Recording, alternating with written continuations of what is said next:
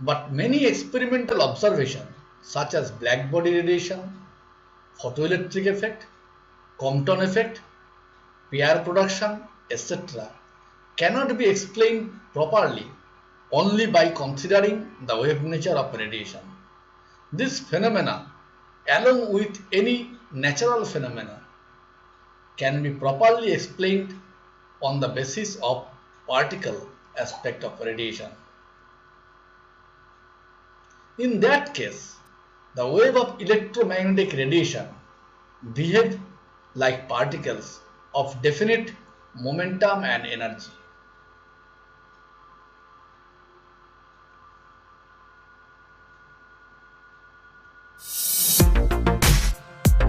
Let us see this animation.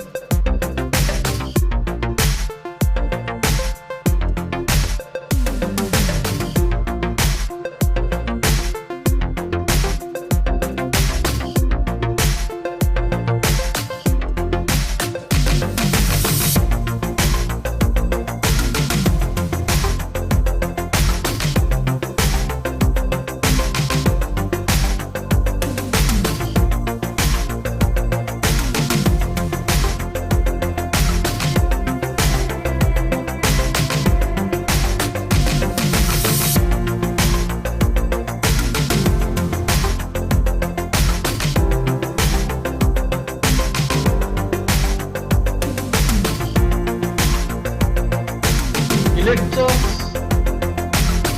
is emitting when light is falling on the metal surface.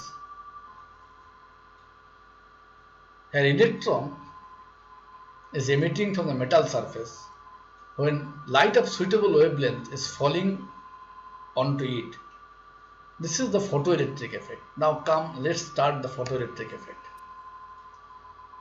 The emission of electrons from a metal plate when illuminated by light or any other radiation of any wavelength or frequency must be suitable frequency, is called photoelectric effect. The emitted electrons are called photoelectrons.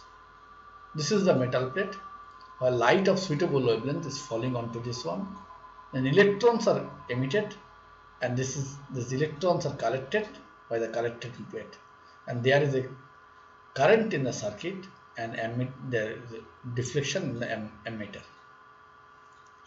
So the electrons that are emitting is known as photoelectron. The current that we are getting is known as a photoelectric current, and the effect as a whole is known as the photoelectric effect. Experimental findings of the photoelectric effect. Number 1, there is no time lag between the arrival of light at the metal surface and the emission of photoelectrons. Number 2, when the voltage is increased to a certain value, say V0, the photocurrent reduces to 0. Number 3, increase in intensity increases the number of photoelectrons, but the electron energy remains the same. Increase in intensity means increase in the number of photoelectrons. This is the increase of photoelectrons. That means we are getting the more photocurrent, but the electron energy remains the same. There is no change in the electron energy. Increase in frequency. This is the change in frequency. Increase in frequency of light increases the energy of the electrons. At frequencies below a certain critical frequency, no electron is emitted. This particular frequency is known as the threshold frequency, below which there will be no emission of electron, above which electrons will be emitted. This frequency is known as the threshold frequency. Einstein's photoelectric effect explanation. The energy of an incident photon is utilized by two ways. Number 1, a part of energy is used to free the electron from the atom, known as photoelectric work function.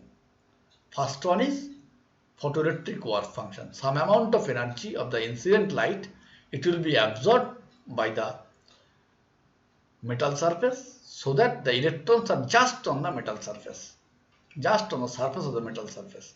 No electron is liberating, they are just ready to liberate. Other part is providing the kinetic energy to the electron, that is half mv square.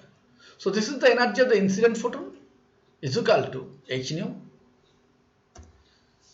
This part is photoelectric work function, that means electrons are just ready, then they are getting the kinetic energy.